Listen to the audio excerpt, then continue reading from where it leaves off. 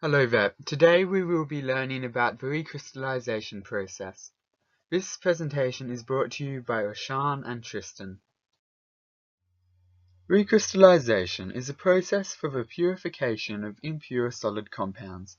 The process, while the specifics vary depending on what compounds and solvents are used, is generally as follows. First, the compound is dissolved in a hot solvent. Then the heated solution is filtered to remove any insoluble impurities. Decolorizing charcoal is added to absorb any colored soluble impurities and is then filtered out. The remaining solution is left to slowly cool, causing the desired compound to crystallize. The solution is filtered again, removing the desired compound, now in purified form. The purified compound is then dried. Some applications of recrystallization include the extraction of sucrose from sugar beet, purifying compounds for laboratory work, and the production of table salt. We will now run you through an example of the recrystallization process, the recrystallization of benzoic acid in water. This experiment was taken from the Chemistry 2 lab manual. The chemicals used are impure benzoic acid, decolorizing charcoal, distilled water, and ice. The equipment is listed on the slide. Step 1. Heat 100 ml of water to a boil in a 250 ml beaker on a hot plate. Then add 10 ml of water and a boiling chip to a 250 ml conical flask, and then heat that to a boil. The higher temperature will increase the solubility of the chemicals in the water.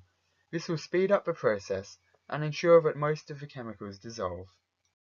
Step 2.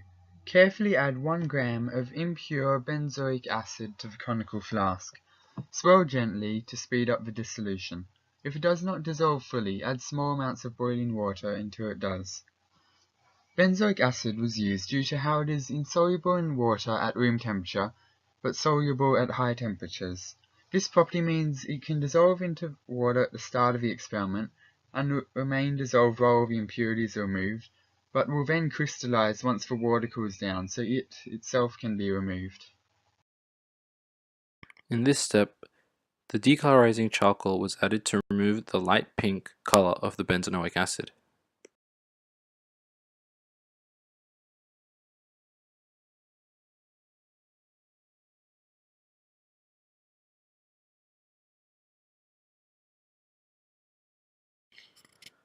Using the filter paper, the charcoal solution will be filtered. This process occurs because of the molecular structure of the charcoal allows the formation of pores, which are small enough to trap only the pigment molecules but allow larger molecules to pass through them. Charcoal has a chemical structure so it allows many bonding sites for these pigment molecules to bind to. So when the solution is filtered the smaller required molecules can pass through the porous filter paper, but the large molecules such as the pigment will not pass through as it is trapped between the pores of the charcoal.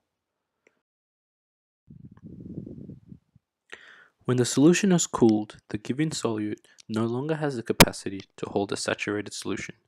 This is due to the removal of previous impurities. This saturated solution allows the formation of crystals.